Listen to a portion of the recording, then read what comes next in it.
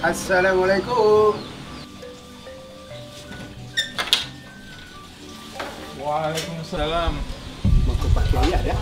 Oh, pakainya ada. Mangga, mangga, mangga.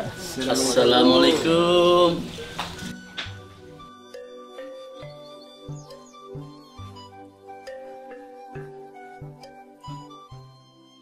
Ada beberapa perbedaan waktu penentuan baik itu berbuka puasa ataupun sholat di beberapa tempat gitu ya. Misalkan di daerah timur atau mungkin di Arab Saudi dibandingkan dengan di Indonesia, begitu kan ya. Mungkin juga beberapa ormas atau organisasi atau macam ada perbedaan-perbedaan itu. Itu bagaimana kita menyikapinya berhubungan dengan perbedaan waktu yang ada hubungannya dengan puasa. Baik, terima kasih untuk pertanyaannya. Tadi itu bagaimana kalau ada perbedaan waktu sholat, perbedaan waktu berbuka. Kaum muslimin memang mendasarkan ibadah itu dari peredaran bulan. Hiya mawaqitul linnas dalam ayat Al-Quran. A'udzubillahi minasyaitonir rajim. Yas'alunaka 'anil ahillah. Mereka bertanya kepadamu ya Rasulullah sallallahu alaihi wasallam tentang bulan-bulan, tentang hilal-hilal. Dan Allah Ta'ala menyampaikan pada baginda Nabi untuk menjawab, katakan, bulan itu adalah jadwal penentuan untuk manusia. Nah, dalam menentukan hilal ini, waktu ibadah dan sebagainya, kita mengenal dua mazhab besar, yaitu mazhab hisab dan mazhab ru'iyah. Misalnya menentukan satu bulan Syawal, satu bulan Ramadan, ini selalu ada dinamika ya antara hisab dan ru'iyah begitu. Kira-kira bapak-bapak ikut yang hisab atau ikut yang ru'iyah? Saling dakwah Pak. Oh, masalah sudah bapak doa deh. Pertanyaan jebakan. Ya. Nah, sebetulnya ru'iyah didasarkan dari penglihatan. Misalnya nih seperti waktu sholat. Ada pembahasan tentang apakah waktu sholat itu pada saat matahari tenggelam sepenuhnya atau ketika hilang sudah kekuning-kuningan di atas kepala kita ketika datang waktu gelap itu. Ini kan didasarkan pada ru'yah, pada penglihatan. Karena kita lihat sudah tenggelam belum matahari, sudah gelap belum. Nah kalau udara seperti sekarang ini tidak terlihat, kita bisa gunakan ru'yah atau tidak?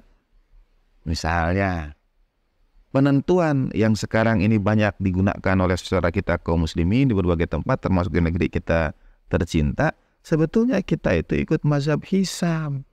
Bahkan sudah sampai ke menitnya kita tahu kapan adzan itu. Misalnya kapan jadwal jadwal imsakiyah, atau orang sering sebut kalau kita dulu di sekolah kapan perang Diponegoro terjadi, waktu maghrib, karena 1825 sampai 1830 gitu. Nah, menentukan sampai 1825 ini kan hisab, bukan ru'yah sebetulnya.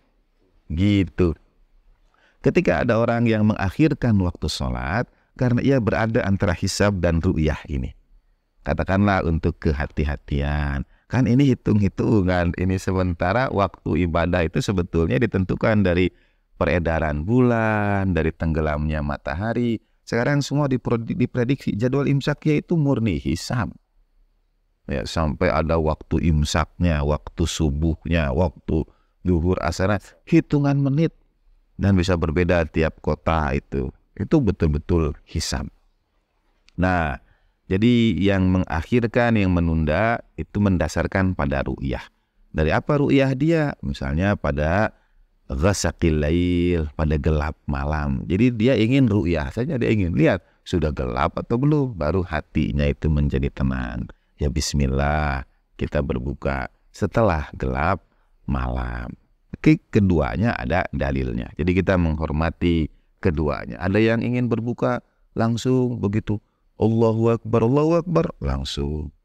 Kalau saya mungkin menyarankan supaya ditunda dululah sedikit, minimal sampai muazinnya selesai. Kasihan itu muazin mengumumkan kepada kita buka, dianya sendiri belum buka. Ya begitu Allahu Akbar, kan dia belum minum. Atau mungkin dia minum dulu baru Allahu Akbar. Nah, Kan dia duluan yang tahu ya waktu sholat itu. Nah, dan ada pendapat juga yang mengatakan sekali lagi untuk kehati-hatian. Sampai gelap malam itu kapan? Saya pernah satu saat di sebuah pantai di Sulawesi. Jadi memang matahari sudah tenggelam, tapi ini masih terang benderang. Dan lama sekali ininya itu, gelapnya itu. Mungkin hampir 15 menit lebih itu baru kemudian betul-betul gelap. Sehingga ada ulama yang berpendapat ukuran gelap itu bukan yang jauh dari kita, tapi yang ada di atas kepala kita. Apa tandanya? Sudah hilang sumburat merah atau sumburat jingga di atas kepala kita. Artinya tempat kita berdiri itu sudah malam. Karena kalau kita lihat ke ufuk yang jauh ya tetap masih kuning ukurannya yang ada di atas kepala kita. Ya. Kalau seringkali kan kita bersama ya untuk menentukan anggaplah berpuasa tadi berbukanya tadi. Ya. Kadang-kadang kan kita berada pada sebuah komunitas, Ya. gitu kan ya, apa itu komunitas keluarga atau kita lagi bersilaturahmi atau bermain di lapangan. Masya Allah. Nah, barangkali ketentuan-ketentuan itu bisa dalam tanda kutip ya ada semacam permakluman atau Iya. kemudian Masya. gimana gitu. Jadi ini ada rencana bulan puasa juga di lapangan ya. Masya Allah. Setelah tanggal 23 bisa. Allahumma sholli ala sayyidina Muhammad alaihi wasallam. Nggak apa-apa. Iya, Masya Allah. Baik. Nah, ini menarik karena pernah ditanyakan kepada Imam Muhammad Al-Baqir alaihi salatu wassalam. Kalau datang waktu sholat dan waktu berbuka itu mana yang didahulukan, sholat atau berbuka? Ini dua kewajiban. Sholat wajib, buka puasa juga wajib. Dan dua kewajiban bergabung jadi satu, mana yang mesti didahulukan? Kita tanya sama Mas Nur, Mas, kalau buka dan sholat mana yang didahulukan? Kalau Mas Nur yang mana? Buka dulu atau sholat dulu? Atau Wah, ini diarahkan ya. Berat. Kalau Pak Edi, buka dulu atau sholat dulu? saya mah atau ya. Aduh, cari selamat juga ini ya. Ya. Pak Kardi. Saya melihat Mas Nur sering kali lihat di masjid orang masjid ini ya. Kalau misalkan pas mau berbuka itu dia yang adzan, Ya. setelah itu makan dulu dia begitu ya. Oh, Masya Allah. Tergantung situasi. Nah, Berarti dia nyuri ya. jadi kalau gitu, Situasi saya. saya izin posisikan saja. Pas Nur buka dulu, Pak Edi sholat dulu, dan Pak Kardi tergantung situasi. Kadang buka dulu, kadang sholat dulu. Dan semuanya benar. Semuanya boleh. Nah, ketika ditanyakan kepada Imam Muhammad Al-Baqir alaihissalam, beliau menjawab, sholat dulu. Mengapa sholat dulu? Karena ia satu tentu saja tiang agama, sholat, yang ruknuddin. Dan orang yang sholat dulu, maka ia menjalankan sholat maghribnya masih dalam keadaan berpuasa. Ya, sholat dulu. Tapi ada lanjutannya, kata Imam Muhammad Al-Baqir alaihissalam, illa kecuali engkau sedang berada di tengah-tengah manusia yang menanti untuk berbuka. Engkau berada di jama'atun minan nas. Jadi kalau ada manusia yang tengah berbuka, tadi komunitas dan sebagainya, kita dahulukan berbuka. Dan contoh yang Mas Nur tadi, Pak Kardi lihat di masjid. Beliau bersama jama'atun minan nas. Disiapin. Duluan berbuka. Gimana Gitu. Kiai? Biasanya kalau kita di negara kita ini kan terkenal 2 musim. Kalau di Eropa itu sampai di Selandia itu kan sampai kadang siang terus atau malam terus itu gimana Kiai? Panjang siangnya gitu. Ya panjang sampai saya pernah tahu antara berbuka dan sahur itu cuma sejam katanya. Ya. Enggak seperti itu.